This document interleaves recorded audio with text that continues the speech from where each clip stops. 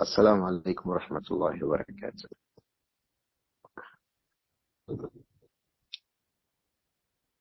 السلام عليكم ورحمة الله وبركاته.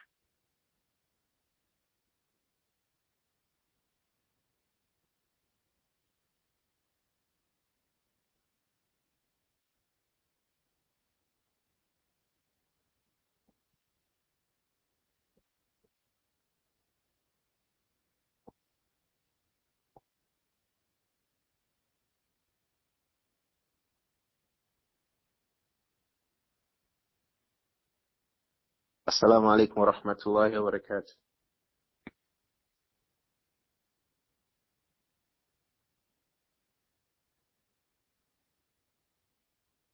إن الحمد لله نحمده ونستعينه ونستغفره ونعوذ بالله من شرور أنفسنا وسيئات أعمالنا.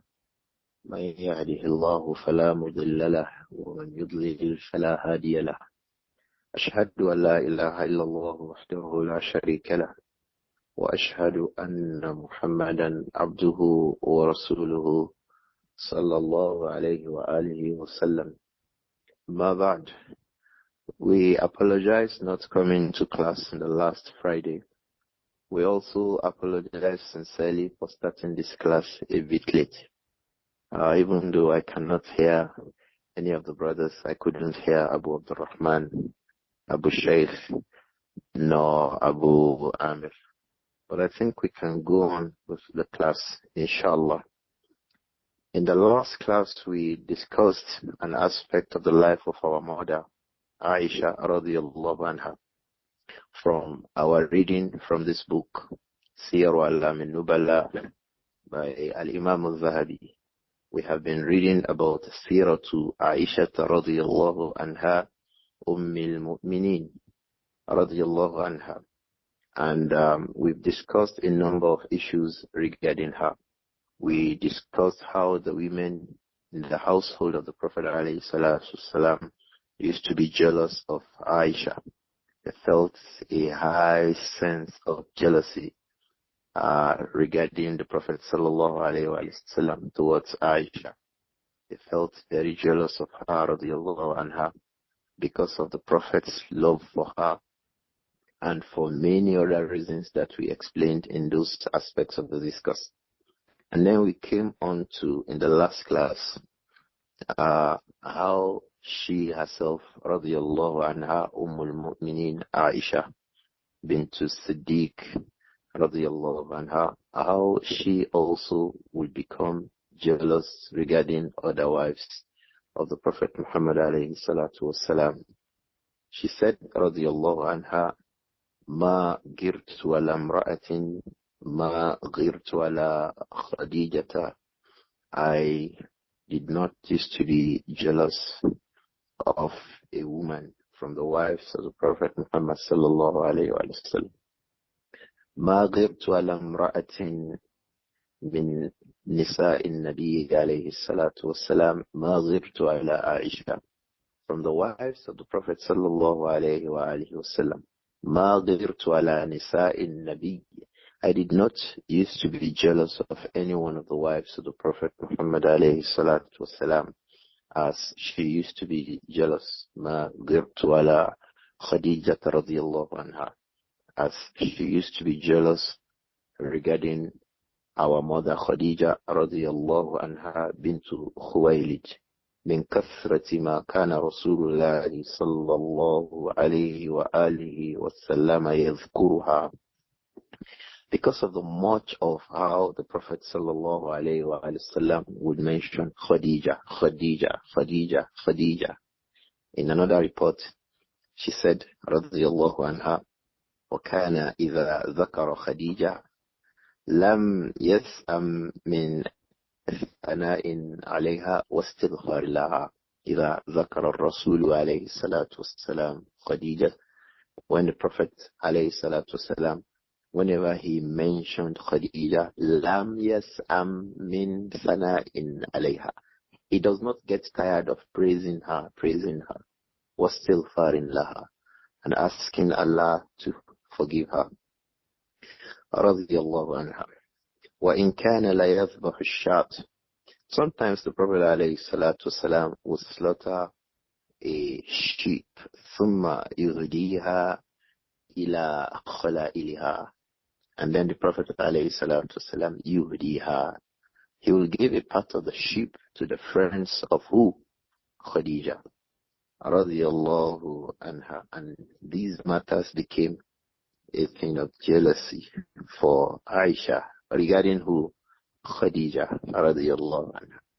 And Khadija radiyallahu anha even had friends and relatives who would come to visit the Prophet alayhi salatu wasalam, as was the case of Hala bintu Khuwaylid.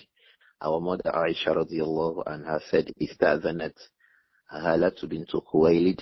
Hala, the sister of Khadija, Ista'zanat ala Rasulillahi sallallahu alayhi wa sallam.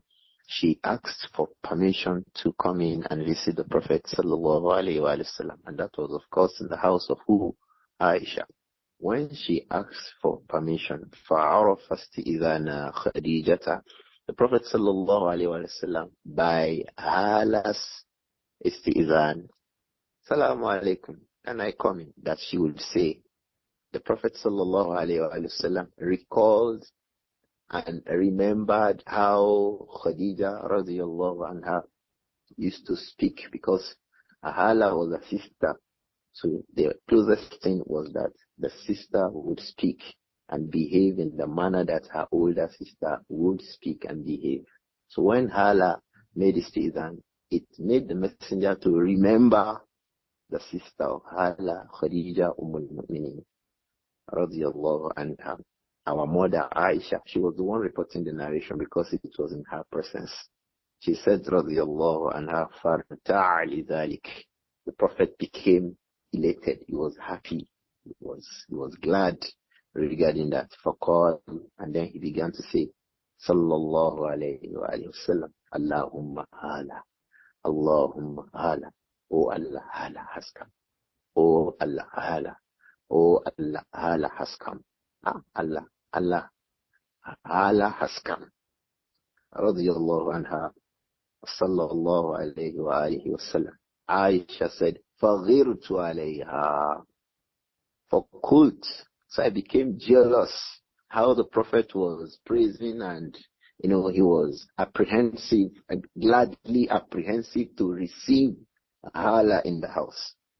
He said, radiyallahu anha, فَقُلْتُ. The Prophet sallallahu alayhi wa sallam, Aisha radiyallahu anha then said to him, مَا تَذْكُرُ مِنْ عَجُوزٍ مِنْ عَجَائِزِ قُرَيْشٍ. O Messenger of Allah, مَا تَذْكُرُ مِنْ عَجُوزٍ مِنْ عَجَائِزِ قُرَيْشٍ. What are you remembering from one of the old women of Quraysh? Who is Aisha referring to? Aisha was referring to who? Khadija. مَا تَذْكُرُ مِنْ عَجُوزٍ مِنْ عَجَائِزِ قُرَيْشٍ حَمْرَاءِ الشِّدْقَيْنِ. You are remembering one woman, حَمْرَاءِ الشِّدْقَيْنِ, that her cheeks were already reddish. If a person was bright colored at young age, when these people, when they become older, their cheeks become reddish.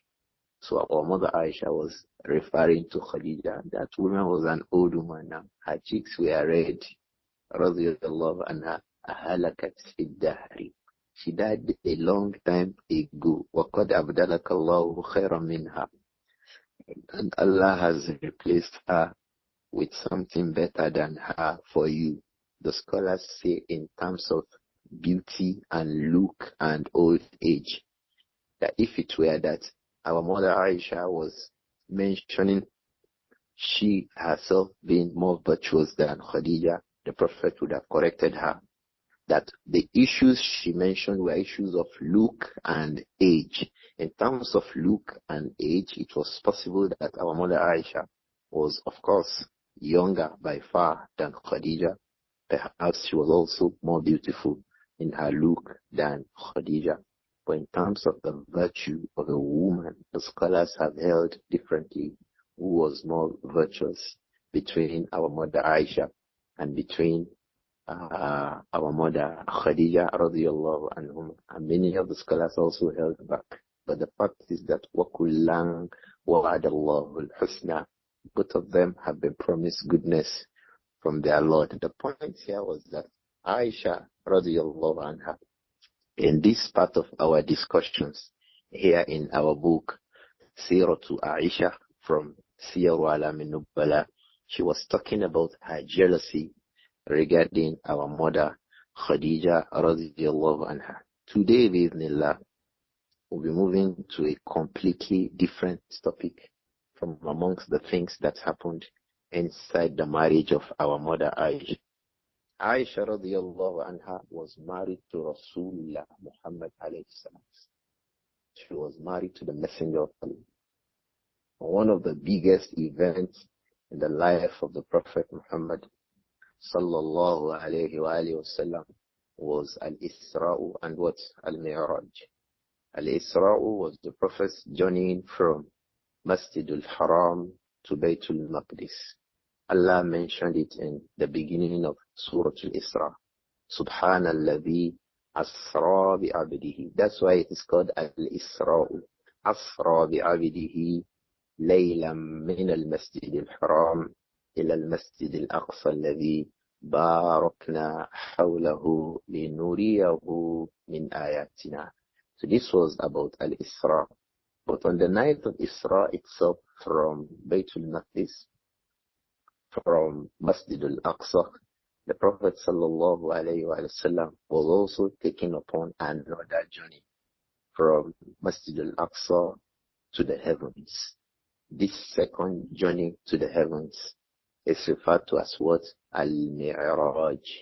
The second journey is called what? Al-Mi'raj. The first journey is called what? Al-Isra. So at Al-Mi'raj, the Prophet was taken from one heaven to the other, to the second heaven by Jibreel alayhi salatu salam. And the details of these events are readily available in the books of Hadith. And there are points regarding it also in the verses of the Quran. Like Allah saying that وَلَقَدْ رَآهُ نَزْلَةً أُخْرَى عِنْدَ سِدْرَةِ الْمُنْتَهَى عِنْدَهَا الْجَنَّةُ الْمَأْوَى.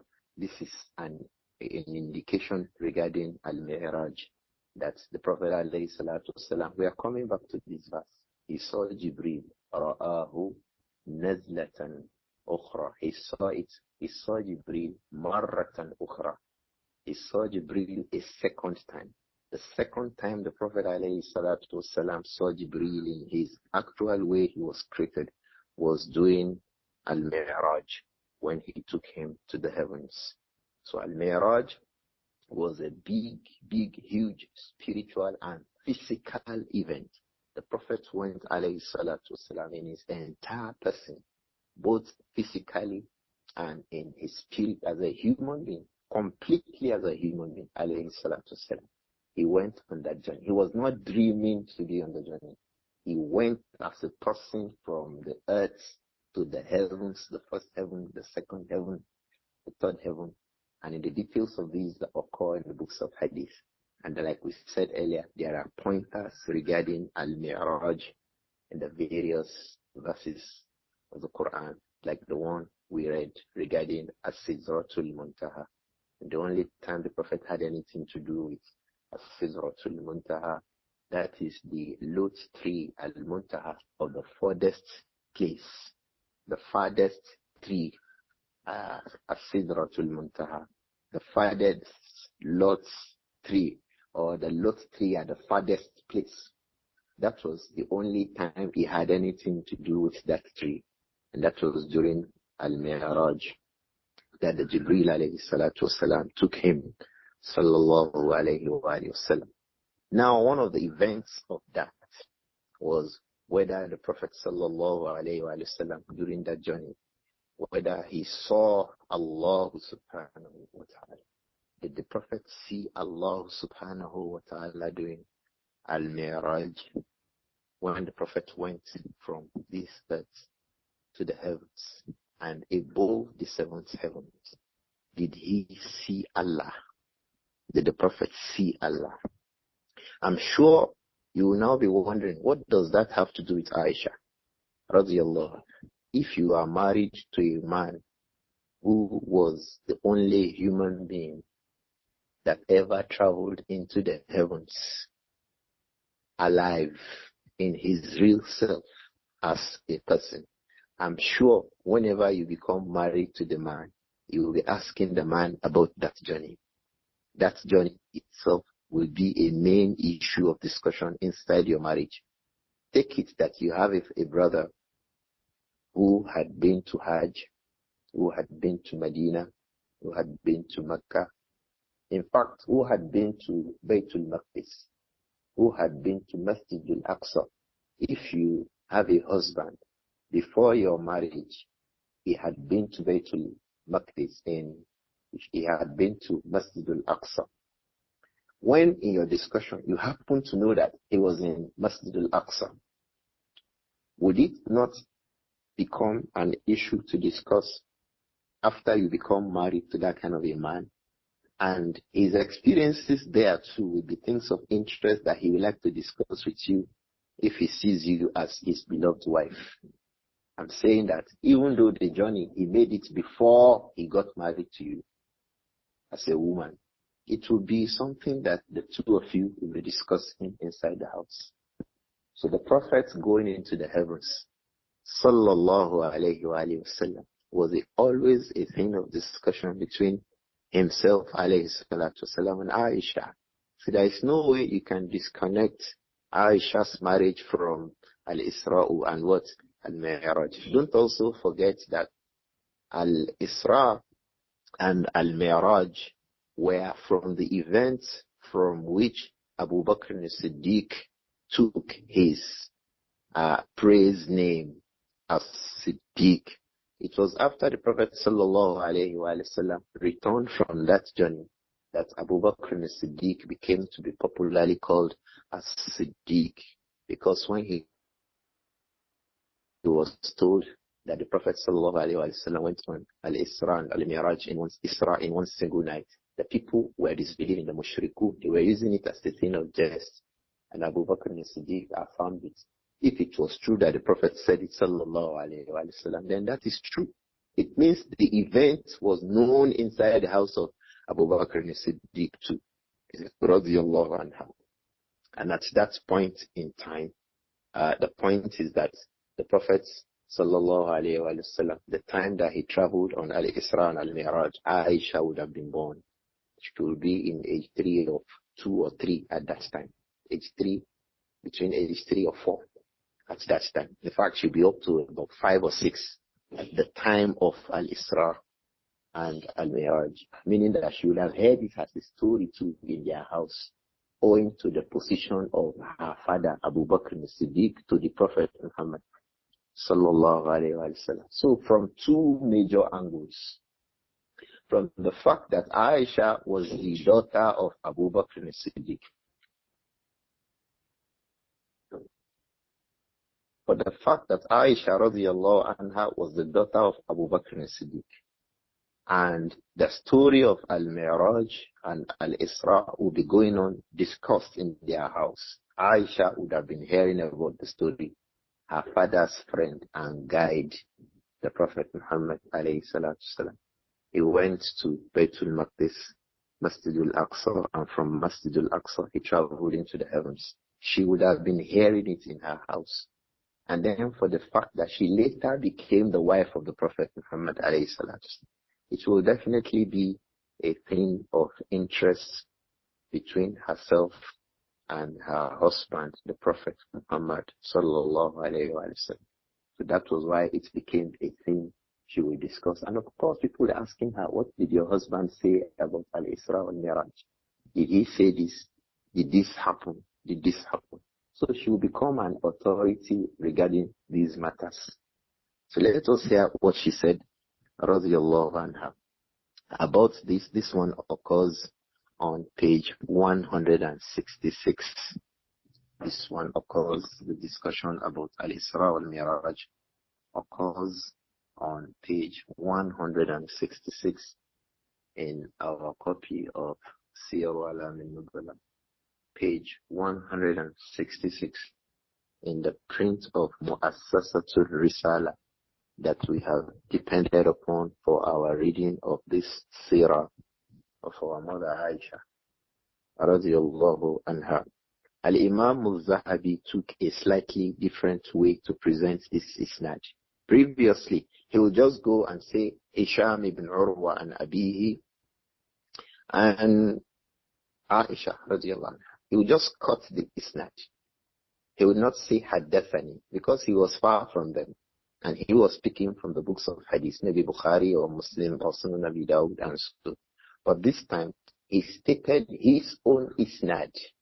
Al-Imām Adh-Dhahabi stated his own isnad between himself, and he was between 7th and 8th century of Islam. Al-Imām Adh-Dhahabi was between 7th and 8th century of Islam. So he cited the chain of reports between himself up to 700 years before. He linked off between himself and Āishah radiyallahu anha to tell us about this statement from Āishah about Al-Isra wal-Miraj. So he said, rahimahullah, Al-Imām Adh-Dhahabi, he said, أخبرنا أبو الفداء إسماعيل ابن عبد الرحمن المعدل. أخبرنا أبو الفداء. Abu al-Fida Ismail ibn Abdur-Rahman, he is Imaduddin.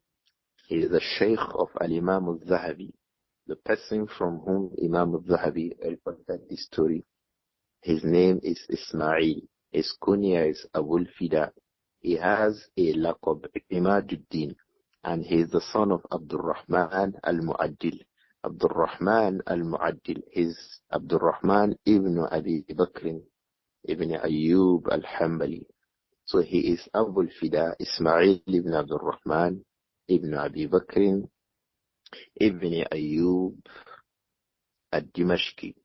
He is from the uncles, from the children of the uncles of Al-Imam ibn al-Qayyim rahimahullah, the well-known student of Shaykh al-Islam ibn Taymiyyah. So this Shaykh Ismail, he is reporting from a well-known scholar of Hadith and Fiqh and Sunnah, that is Muwaffiquddin ibn Qudama al-Maqdisi. Ibn Qudama al-Maqdisi, the author of Al-Mughni, is the Shaykh of Ismail ibn Abdurrahman in this isnad. So he says, أخبرنا الإمام أبو Muhammad Abdullah ibn Ahmad al-Maqdisi. So Abu Muhammad Abdullah ibn Ahmad al-Maqdisi, he is Ibn Qudama al-Maqdisi, a well-known scholar of Hadith and Fiqh and Sunnah, as we had mentioned. So Ismail ibn Abdurrahman even told us the year when he heard this report from Ibn Qudama al-Maqdisi, the author of Al-Mughni. He said that was Sanata Sitti Ashara wa Sittimi'a. Sanata Sitti Ashara wa Sittimi'a. But Al-Imam Ibn Qudama al-Maqdisi, he had this report from Hibatullah ibn al-Hasan al-Daqqaq. Hibatullah ibn al-Hasan al-Daqqaq. That is Al-Imam al-Lalkai. We know the book, Usul I'tiqad Ahl-Sunnah al-Jama'ah. The name of Al-Imam al-Lalkai himself, his real name, his actual name was what? Hibatullah ibn al-Hasan. He is the Shaykh of Ibn Qudama in this report. So he said, أخبرنا أبو الفضل عبد الله بن علي بن زكريا حدثنا علي بن محمد المعدل قال حدثنا أبو جعفر محمد بن عمر الرزاز حدثنا سعدان ابن نصر. Sa'dan ibn Nasr. They call him Sa'dan, but his real name is Sa'id. So he is Sa'id ibn Nasr, Abu Uthman al-Thaqafi. Sa'dan in this isnad, his real name is Sa'id. Sa'id ibn Nasr, Abu Uthman al-Thaqafi. He said, حدثنا محمد ibn Abdullah al-Ansari.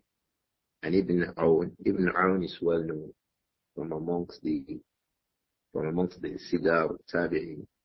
Ibn Awn, he is Abdullah ibn Awn, Abu Awn al-Basri. Abdullah ibn Awn, Abu Awn al-Basri. He reports from Al-Qasim ibn Muhammad ibn Abi Bakr al-Siddiq. Al-Qasim ibn Muhammad ibn Abi Bakr al-Siddiq. Muhammad ibn Abi Bakr al-Siddiq, we remember him. He was the son of Abu Bakr al-Siddiq that was born when they were in Zul Hulayfa, when the Prophet was going for Hajjatul Wada. That boy, that Asma bint Umais, the wife of Abu Bakr al-Siddiq, delivered a baby when they were going for Hajj. That boy was called Muhammad. Now he had a son who was called Al-Qasim. So Al-Qasim, Abu Muhammad. Al-Qasim is what? Abu Muhammad. He became from amongst the Fuqaha of Medina. He is the one reporting this affair from Āishah radiyallahu anha, annaha qalat. It said that Āishah said radiyallahu anha, man za'ama anna Muhammadan ra'a rabbahu faqad a'zama al-firyata ala Allah ta'ala. Man za'ama anna Muhammadan ra'a rabbahu فقد أعظم الفرية على الله تعالى. من زعم أن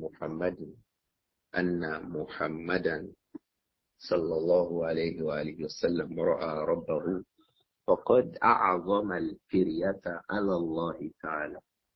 Whoever claims that the Prophet Muhammad sallallahu alayhi wa alihi wasallam saw Allah, whoever claims that the Prophet saw Allah subhanahu wa ta'ala, whoever claims that, فَقَدْ أَعْظَمَ الْفِرْيَةَ عَلَى اللَّهِ, that person has brought a great lie against Allah. He has fabricated أَعْظَمَ الْفِرْيَةَ. He has greatly fabricated a lie against Allah. He has greatly fabricated a lie and ascribed that lie to Allah subhanahu. But she just said, Ra'a Rabbahu. Man za'ama anna Muhammadan Ra'a Rabbahu. So let us address the mas'ala that is the basis for this issue. Ru'yatullahi ta'ala. Seeing Allah subhanahu. Is it possible to see Allah subhanahu? There are 4 issues under this major issue. There are 4 masail. It has 4 aspects. This mas'alatu ru'yatillahi, and it's a foundational matter in the Aqidah of Al-Sunnah. Ru'yatullahi ta'ala. To the extent that some of the scholars like Imām Adh-Dhahabi has written an entire book about this ru'yatullah. He gathered all the ahadith about seeing Allah subhanahu.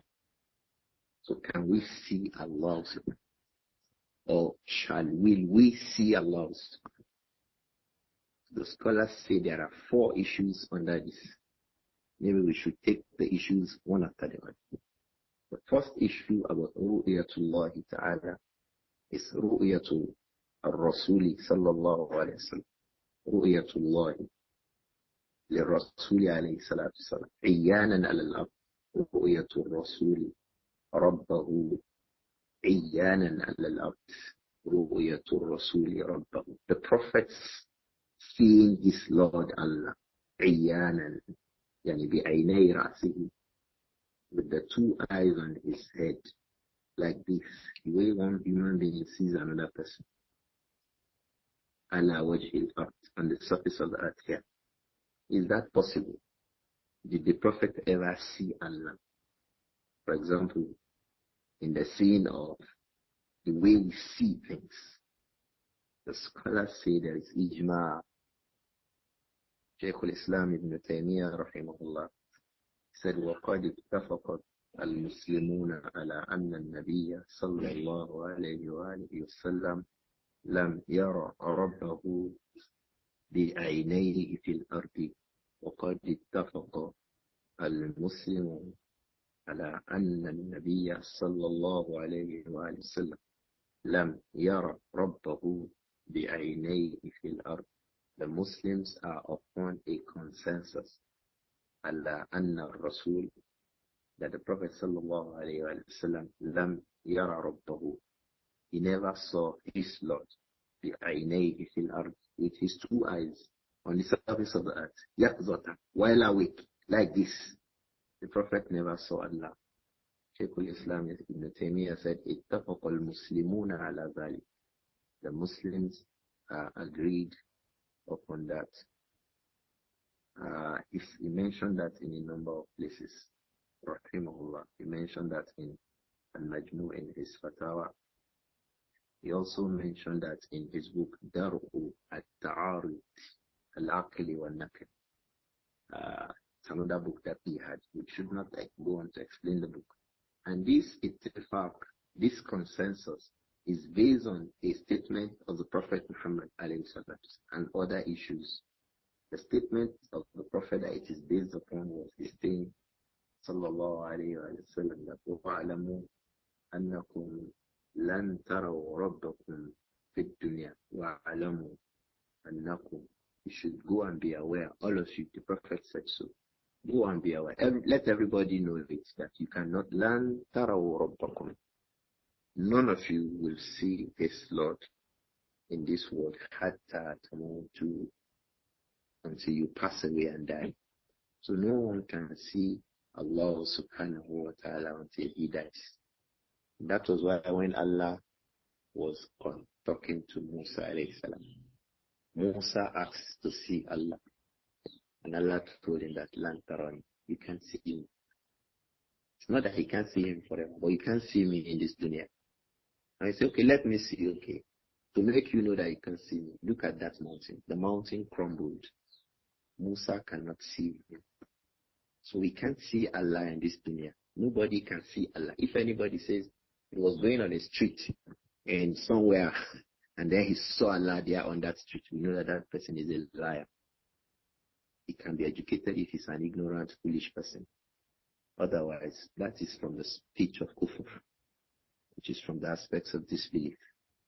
So we cannot see Allah. The Prophet did not see Allah with the two eyes on his head like this, alayhi salatu wasalam. He did not see Allah. The second thing about that, could he or can the Prophet see Allah subhanahu wa ta'ala in his dream? He said yes. The Prophet Muhammad sallallahu alayhi wa sallam ra'a rabbahu manaman. Ra'a rabbahu manaman. This is the second issue. We've clarified the first one. The second issue, did the Prophet see Allah in his dream? Yes. The Prophet sallallahu alayhi wa sallam said to us, رأيت ربي في المنام في أحسن الصورة. رأيت ربي في المنام. I saw my Lord in the dream. في أحسن الصورة. In the best of ways, in the best of forms. في أحسن الصورة. In the best of forms, I saw my Lord. This hadith is well reported by the companions of the Prophet Muhammad sallallahu alayhi wa sallam. It was reported by Abdullah ibn Abbas. It was reported by Jabir ibn Abdullah al-Ansari. It was reported by Mu'adh ibn Jabal. It was reported by Abu Umama al-Bahili. It was reported by Thawban, Mawla Ummi Salama. It was reported by Tufayl, the wife of Ubay ibn Ka'b. It was reported by Abu Ubaidah al-Jarrah and others. I am mentioning them so that we know that it's a very, very strong issue amongst the companions that a Muslim must believe. What is that? The Prophet sallallahu alayhi wa sallam, he saw Allah subhanahu wa ta'ala in his dream. And he told us, he said, رَأَيْتُ رَبِّي فِي الْمَنَامِ فِي أَحْسَنِ الصُّورَةِ. I saw Rabbi, my Lord, Allah, fil manam, in my dream, fi ahsan surah, in the best of forms, subhanahu wa ta'ala. وصححه أحمد الإمام أحمد الإمام البخاري الإمام Ibn al-Jawzi, many others amongst the scholars of hadith mentioned that that hadith is authentic and reported by many of the companions. And the Prophet sallallahu alayhi wa alihi wasallam said, رَأَيْتُ رَبِّي فِي الْمَنَامِ. The second aspect of that is that the scholars of Sunnah, they all go on to tell us that The Prophet Muhammad sallallahu alayhi wa sallam seeing Allah is real, is genuine. He saw Allah in his dream. He told us what he saw. His companions reported it. The companions and their students are agreed. There's ijma that the Prophet sallallahu alayhi wa sallam saw Allah. But can the rest of the Muslims, can they see Allah too in their dreams? Many of the scholars too say yes. We can see Allah in our dream. Al-Imam Al-Baghawi in Sharh Al-Sunnah, he says, Ru'yatullahi fil manami ja'izatun. Ru'yatullahi fil manam ja'izatun. These are some of the issues that require explanations in the matters of dreams. The matters of dreams. Can we see Allah in our dream? Yes. It signifies prosperity. You see Allah in the dreams. It signifies prosperity for the people of the region where the person who had the dream had the dream. It depends on the person. Who is he? Who is that person who has seen that dream? Don't forget, a Muslim who knows what's the name will not speak about seeing something in a dream that he did not see. You cannot in Islam say, I saw in a dream what I did not see from the Kaba'ir. And these are matters that will be discussed, inshallah, in the matters regarding the dream. Many things happen in the dream. So the point here, Al-Imam Qadi Iyad, and likewise Al-Imam Ibn al-Arabi al-Maliki, they all say that the Muslims are agreed. There's ijma that the Prophet saw Allah in his dream. And it is permissible to the rest of us, we Muslims too, it is possible to see Allah in a dream. They say so many things about those kinds of dreams and what they mean. Like someone who sees Allah, Allah turns away from him in his dream.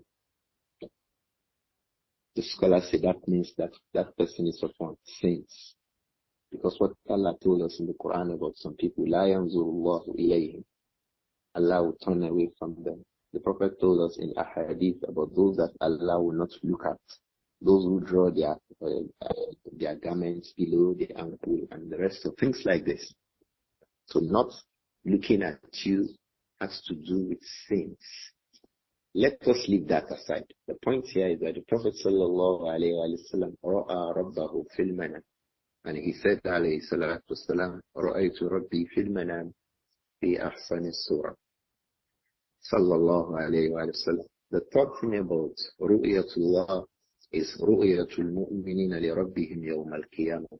Ru'yatul mu'minin li rabbihim yawm al-qiyamah. The people of Iman seeing Allah, their Lord, on the day of Qiyamah. This is real.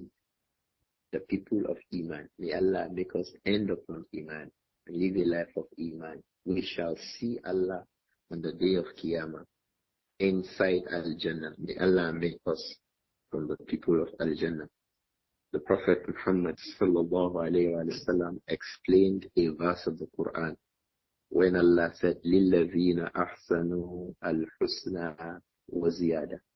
لِلَّذِينَ أَحْسَنُوا. For those who perfected their faith while they were on the earth. Al-Husna. Something they deserve will be Al-Husna Al-Jannah. Wa-Ziyada means, and then seeing Allah. Al-Husna is what? Al-Jannah. Wa-Ziyada means what? And then seeing Allah after entering inside Al-Jannah. So that verse is a clear evidence. And that Prophet statement explains that verse. That statement from the Prophet occurs in Sahih Muslim. That the meaning of Al-Husna is what? The meaning of Al-Husna is what? Al-Jannah. The meaning of Al-Ziyada is what? Ru'yatullahi lil-mu'minin fil Jannah. So that's one evidence. There's another evidence in Surah Al-Qiyamah. وَجُوهِ يَوْمَئِذٍ نَاظِرَةٌ إِلَىٰ رَبِّهَا نَاظِرَةٌ. That's a clear-cut evidence that the faces will be glowing, full of joy. نَاظِرَةٌ. They will be greenish, lush, full, nicely looking people. إِلَىٰ رَبِّهَا نَاظِرَةٌ. Those faces will see its Lord. And then Allah also told us that on the day of Qiyamah, the kuffar yawma idhin an rabbihim la mahjubun. Kuffar will be covered, mahjubun. They will be concealed away from seeing their Lord. So if kuffar will be concealed away from seeing Rabbhum on the day of Qiyamah, how about the people of Iman? Yarawna Rabbahum. Is this clear? So there are a lot of ahadith, and that was why Al-Imam Ibn Kathir rahimahullah in his tafsir, he said, وَهَذَا مَجْمُعٌ عَلَيْهِ بَيْنَ الصَّحَابَةِ وَالتَّابِعِينَ وَهَذَا رؤية المؤمنين يوم القيامة لربهم مجمع عليه بين الصحابة والتابعين. The companions and those who came after them are agreed upon. There is a consensus. All the Muslims who come into Al-Jannah will see Allah subhanahu wa ta'ala. وَسَلَفُ هَذِهِ الْأُمَّةِ. The Salaf of this Ummah are also agreed. كَمَا هُوَ مُتَّفَقٌ عَلَيْهِ مِنْ أَئِمَّةِ السَّلَفِ وَهُدَاةِ الْأَنَامِ. Just like the earlier predecessors have also agreed that this thing will happen on the day of Qiyamah. Allah says, كَلَّا إِنَّهُمْ يَوْمَئِذٍ عَنْ رَبِّهِمْ لَمَحْجُوبُونَ. The kuffar will be concealed away from their Lord, meaning that the people of Iman will see their Lord. Then he says, وُجُوهٌ يَوْمَئِذٍ نَاظِرَةٌ إِلَى رَبِّهَا نَاظِرَةٌ. And that was why Imam Ahmad ibn Hanbal said, مَنْ زَعَمَ أَنَّ اللَّهَ لَا يُرَى فِي الْآخِرَةِ فَقَدْ كَفَرَ بِاللَّهِ. مَنْ زَعَمَ أَنَّ اللَّهَ لَا يُرَى فِي الْآخِرَةِ فَقَدْ كَفَرَ بِاللَّهِ. Whoever claims that Allah will not be seen by the people of Iman on the day of judgment, فَقَدْ كَفَرَ بِاللَّهِ. Such a person has disbelieved in Allah al-Azim وَكَذَّبَ الْقُرْآنِ. Such a person who rejects that Allah will be seen on the day of Qiyamah, كَذَّبَ الْقُرْآنِ, is calling the Quran a lie. وَرَدَّ عَلَى اللَّهِ أَمْرَهُ, is also rejecting an affair that Allah has established. So the first thing is that ru'yatul Rasul, the Prophet seeing Allah face to face on the earth. We say the ittifaq, with ijma, that one is wrong. The Prophet will not see and did not see Allah on the surface of the earth with his eyes open like this while awake. We have discussed that one. The second issue we discuss is the Prophet seeing Allah in his dream. We said that the Prophet himself said, رَأَيْتُ رَبِّي فِي الْمَنَامِ فِي أَحْسَنِ الصُّورَةِ. I saw my Lord in my dream, the best of forms. The third one is the people of Iman seeing Allah on the day of judgment. We say this is from the Aqidah of the people of Iman. Whoever disbelieves in it, disbelieves in Allah subhanahu wa ta'ala and the Quran. The fourth one, which is our point of reference. And ra'a Rasul alayhi salatu wasalam rabbahu laylat al-mi'raj. Did the Prophet sallallahu alayhi wa sallam, did he see Allah on laylat al-mi'raj? There are some scholars who believe that he saw him, like Abdullah ibn Abbas. Abdullah ibn Abbas believes that the Prophet sallallahu alayhi wa sallam saw Allah subhanahu wa ta'ala during al-Mi'raj, when he went into the heavens. And one of the statements that points to that from the statements of Ibn Abbas was that he said, Al-Kalamu li Musa. You know, Musa is Kalimullah. Musa spoke, Allah heard him. Allah spoke, Musa heard. You remember that? Good. It says, وَرُؤْيَةُ لِمُحَمَّدٍ. But as for seeing, that one is for the Prophet Muhammad. And the isnad is authentic to Abdullah ibn Abbas. The isnad is authentic to Abdullah ibn Abbas that he said, Al-Kalamu li Musa. وَالرُّؤْيَةُ لِمَنْ لِمُحَمَّدٍ. Musa spoke to Allah. So seeing Allah is for who? For Muhammad alayhi salatu wasalam. From those who took it and believed it, that the Prophet sallallahu alayhi wa sallam, when he went to Al-Mi'raj, he saw Allah subhanahu wa ta'ala was Al-Imam Ibn Khuzaymah, Muhammad ibn Ishaq, in his book Kitab al-Tawheed. Likewise, Al-Imam Al-Ajurri in Ash-Shari'ah. If we go to these two books, we always see quotes from these two books. You will see that the two scholars, Ibn Khuzaymah and Al-Ajurri, the two of them were affirming that the Prophet sallallahu alayhi wa alihi wasallam, when he went on Al-Isra and Al-Miraj, especially at Al-Miraj, when he went for Al-Miraj, above the heavens, after Jibril had left him at As-Sidratul Muntaha, because that was the furthest place that Jibril could reach. But the Prophet proceeded, alayhi salatu wasallam. He proceeded. When he proceeded above the heavens, sallallahu alayhi wa sallam, did he see Allah? Ibn Abbas said, Al-Kalamu li Musa. The speaking was to Musa. Wa-ru'yatu li Muhammad.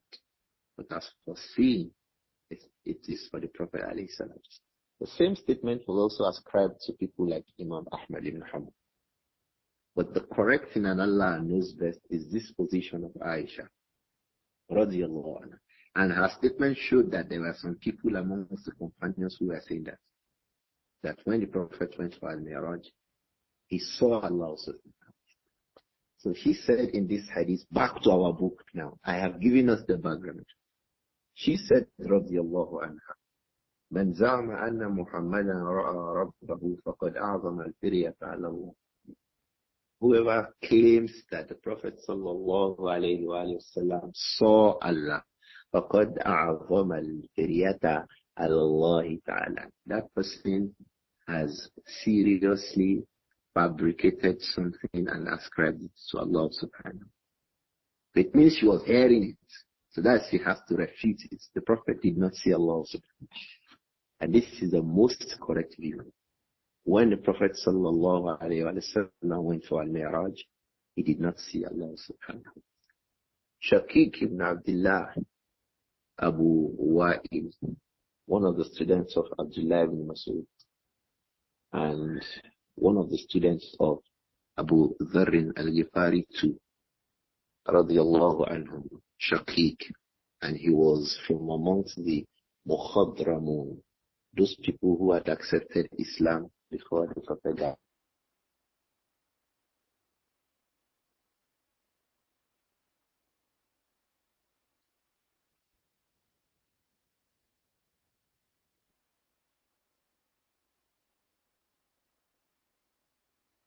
You hear me, brothers?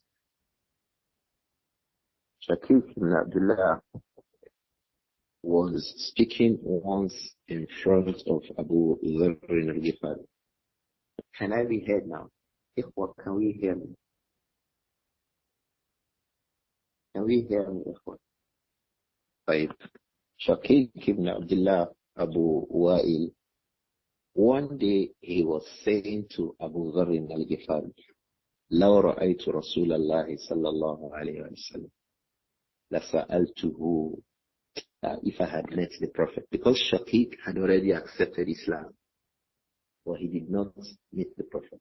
Before he came to Medina, the Prophet was dead. Sallallahu alayhi wa sallam. Shaykh Abu Wa'il al-Basri, that student of Abdullah ibn Mas'ud. So he was saying to Abu Dharr, if I had met the Prophet, I have questions I should have asked him. So Abu Dharr al-Ghifari, radiyallahu anhu, Jundub ibn Junada, he said, قال عن أي شيء, يعني he said, radiyallahu anhu, لو رأيت رسول الله صلى الله عليه وسلم لسألته. If I had met the Prophet, I would have asked him about some issues. So Abu Dharr said, عن أي شيء, about what would you have asked him? قلت كنت أسأله هل رأيت ربك?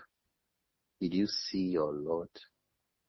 Abu Dharr al-Ghifari, he asked the Prophet sallallahu alayhi wa sallam, he said, سألت رسول الله هل رأيت ربك? Did you see Allah? فقال نور أنا أراه, يعني رأيت نورا. The only thing that I saw was what? Light. Anna arahu. How could I have seen him? Don't forget, the hijab, Allah's hijab is nur. That's authentically reported in other ahadith. So he saw light, he didn't see Allah. Abu Dharr said, I asked the Prophet. That question you said if you had met the Prophet, you would have asked him. I asked him, Hal ra'ayta rabbak? He says, Nurun. It was light that I saw. Anna arahu. How could I have seen it? That's why in another riwayat he said, Ra'aytu nura. It was light that I saw. That was why our mother Āishah radiallahu anha, she will go on to say, Man za'ama anna Muhammadan sallallahu alayhi wa alihi wa sallam ra'a rabbahu faqad a'zama al-firyata ala Allah ta'ala. So this is the well-established position. It was a clear-cut statement from the Prophet sallallahu alaihi wasallam. The Prophet did not see Allah when he went for Al-Miraj. He did not see Allah when he went for Al-Miraj. That's why those statements from Imam Ahmad ibn Hanbal that showed as if Imam Ahmad was saying that the Prophet sallallahu alaihi wasallam saw Allah on Al-Miraj. The scholars say that what Imam Ahmad was referring to was seeing him in his dream, was his ru'ya fil manam. Like he said alayhi salatu wasalam, Ra'aytu Rabbi fil manam fi ahsan surah. I saw my Lord in my dream in the best of forms. Sallallahu alayhi wa sallam. I hope that this mas'ala is properly understood. Then Āishah went on to say, وَلَكِنَّهُ رَأَى جِبْرِيلٌ. So وَلَقَدْ رَآهُ نَزْلَةً أُخْرَى, or to say that وَلَقَدْ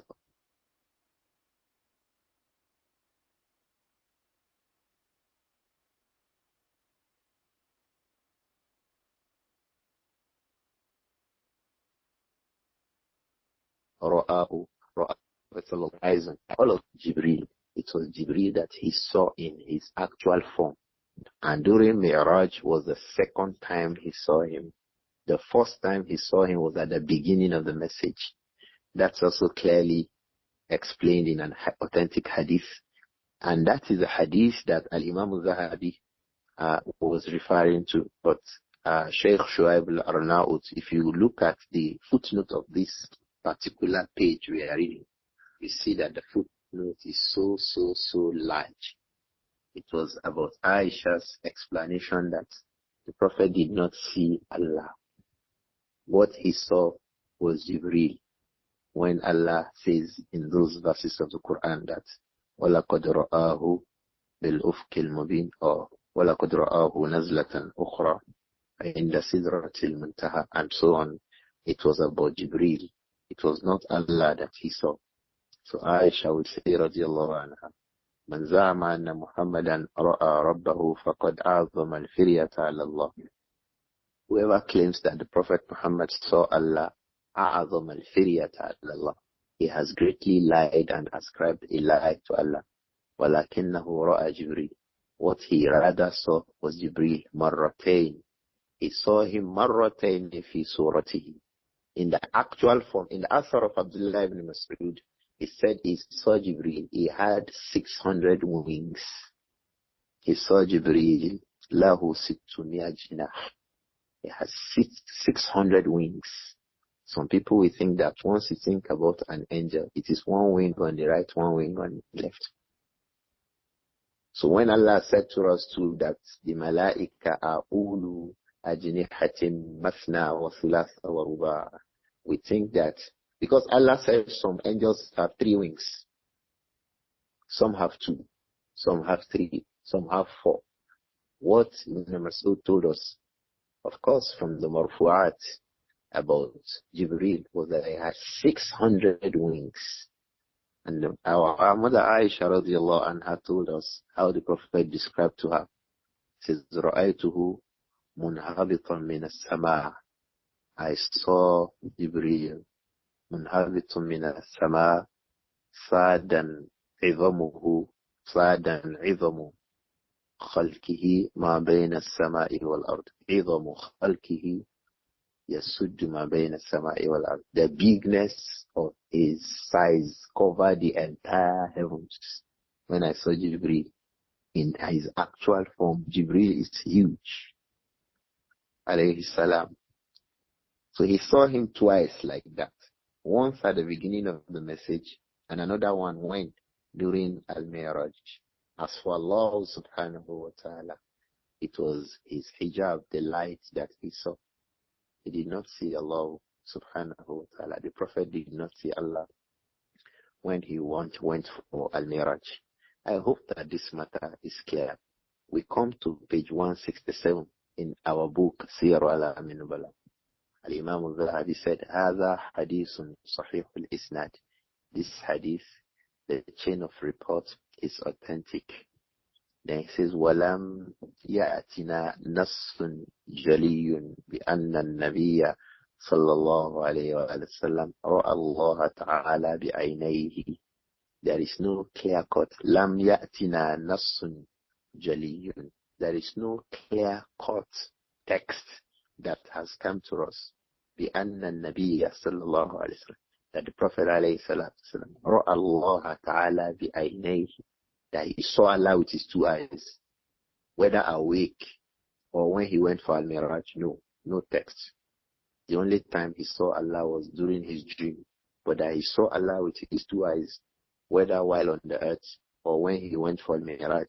Lam ya'tina nassun jaliyun. There is no clear-cut evidence on that. وَهَذِهِ الْمَسْأَلَةُ. Whether the Prophet saw Allah with his two eyes on the earth or when he went for Al-Miraj, مِمَّا يَسَأُ الْمَرْأَ الْمُسْلِمَ فِي دِينِهِ السُّكُوتُ عَنْهَا. It is from the issues that يَسَأُ الْمُسْلِمَ. It is appropriate for the Muslims as-sukutu alayha. It will be appropriate. It will cover a Muslim. It will be sufficient for you to keep quiet about it. Did the Prophet see Allah with his two eyes, whether on Mi'raj or on the earth? Adh-Dhahabi said, keep quiet if the texts are not clear, because there's no clear-cut text that he saw him. So you can't affirm that he saw him except there's evidence. He himself said you can't see Allah on the earth. Then Abu Dharr al-Ghifari in a clear-cut hadith said, I asked the Prophet sallallahu alayhi wa sallam, and he told me that he did not see Allah. So if you want to say he saw Allah, bring the proof, bring the hadith that proves that the Prophet sallallahu alayhi wa sallam saw Allah with his two eyes, whether on the earth or when he went for Al-Miraj.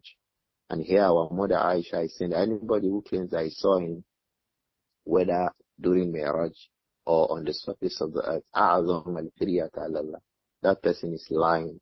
Today we see Sufis go about everywhere saying that they met Allah besides the Kaaba. All these are kinds of nonsense people say. There is no basis. The Prophet did not see Allah with his two eyes, whether on the earth or when he went for Al-Mi'raj. Sallallahu alayhi wa sallam. So Imām Adh-Dhahabi said, هذه المسألة مما يسأ المرء المسلم في دينه السكوت عنها. They are from the issues that it suffices for the Muslims regarding his religion to keep quiet about it. فأما رؤية المنام. But as for seeing Allah in his dream, فجاءت من وجوه متعددة مستفيضة. It has been reported من وجوه, from various roots, muta'addida, many in their number, mustafidah. There are many reports. Many reports. The companions who reported that the Prophet saw Allah in his dream are more than 15. That was why I was counting some of them to us the other time. Ibn Abbas reported it. Jabir reported it. Muaz reported it. Abu Umama al-Bahili reported it. Thawban reported it. Abu Huraira reported it. Many of them. So Zahabi said, Rahimahullah, فَأَمَّا رُؤْيَةُ الْمَنَامِ فَجَاءَتْ مِنْ وُجُوهٍ مُتَعَدِّدَةٍ مُسْتَفِيضَةٍ. As for during the dream, it has been reported from various angles. The Prophet saw Allah subhanahu wa ta'ala. وَأَمَّا رُؤْيَةُ اللَّهِ عِيَانًا فِي الْآخِرَةِ. But as for seeing Allah عِيَانًا, really seeing Allah with our two eyes, فِي الْآخِرَةِ, in the hereafter, فَأَمْرٌ مُتَيَقَّنٌ. This is a sure matter. It is a sure matter. It is a matter regarding which there is guarantee. Tawatarat bihin nusus. A lot of ahadith have reported it, that the Muslims, we shall see Allah on the day of Qiyamah with our two eyes, bi'idhnillah. May Allah count us from the people of Iman. Jama'a ahadithaha ad-Daraqutni wal-Bayhaqi wa-ghayruhuma. Al-Imam ad-Daraqutni wal-Bayhaqi and others have gathered a hadith about the fact that we all shall see Allah in Al-Akhirah. That was why at the beginning of this discussion I said seeing Allah has 4 issues under it. Seeing Allah face to face with our 2 eyes on the earth. Nobody did that. Not Musa, not the Prophet Muhammad, no any other prophet. Nobody saw Allah with his 2 eyes on this earth. And the Prophet told us, "Lan taraw rabbakum." You cannot see your Lord hatta tamutu, until you pass away. So if anybody came and said he saw Allah somewhere, we say you are a liar. About the second thing, seeing Allah in his dream. The Prophet sallallahu alaihi wasallam saw Allah in his dream. And Imām Adh-Dhahabi said, فَأَمَّا رُؤْيَةُ الْمَنَامِ فَجَاءَتْ مِنْ وُجُوهٍ مُتَعَدِّدَةٍ مُسْتَفِيضَةٍ. As for seeing Allah in his dream, it came from various reports. Muta'addida, numerous, mustafida, profusely numerous groups reported it that the Prophet saw Allah in his dream. Sallallahu alayhi wa sallam. وَأَمَّا رُؤْيَةُ اللَّهِ إِيَانًا فِي الْآخِرَةِ.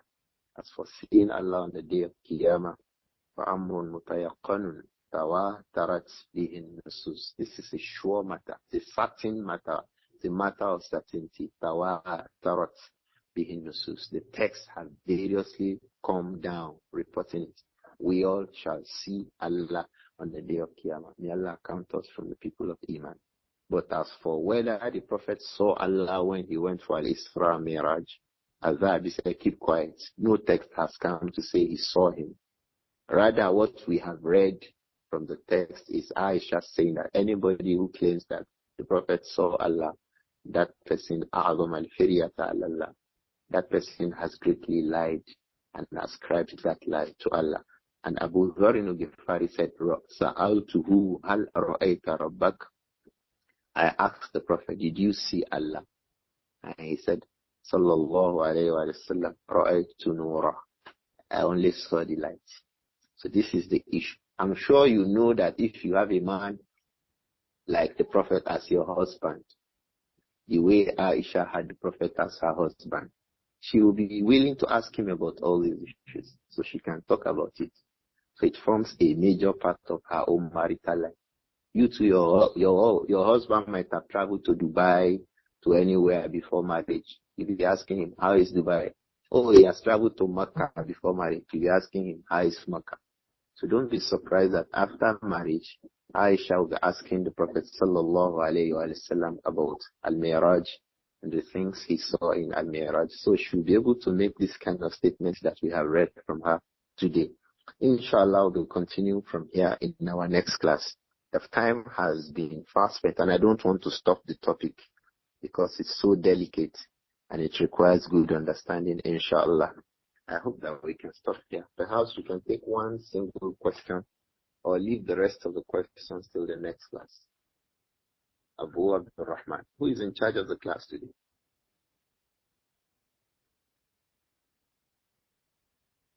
No one is in charge. Let me answer this question. Ahsanallahu ilaykum. Does Allah forgive a sin committed intentionally? Yes. If you deliberately commit a sin, Allah can forgive you. If you make genuine tawbah, He will forgive you. But the problem is that most times when people deliberately commit a sin, before they seek for forgiveness, Allah can take their life. Some of them, when they commit a sin, from the repercussions of that sin is that they find it hard to make tawbah. They find it very hard to make tawbah. And that's why some of them, even they will claim to make tawbah, they still go back again. So don't go near a sin thinking that if you commit that sin, Allah will forgive you. You may commit the sin and find it difficult to make tawbah. You may commit the sin and you find it difficult to make tawbah. So distance yourself from sins. May Allah protect each and every one of us. I think it will suffice for us to stop there today, inshallah. We have a program about dreams. We hope that we can discuss this matter about seeing Allah in our dreams. The programs we shall be having about dreams, inshallah. سبحانك اللهم وبحمدك أشهد أن لا إله إلا أنت أستغفرك وأتوب إليك. السلام عليكم ورحمة الله وبركاته. وعليكم السلام ورحمة الله وبركاته شيخنا. جزاكم الله. Abba Amir Amin. You just came in now. I came later. Sorry Oh, about sorry. that. See you class tomorrow. Inshallah. Assalamu alaikum wa rahmatullahi wa barakatuh. وعليكم السلام ورحمة الله وبركاته.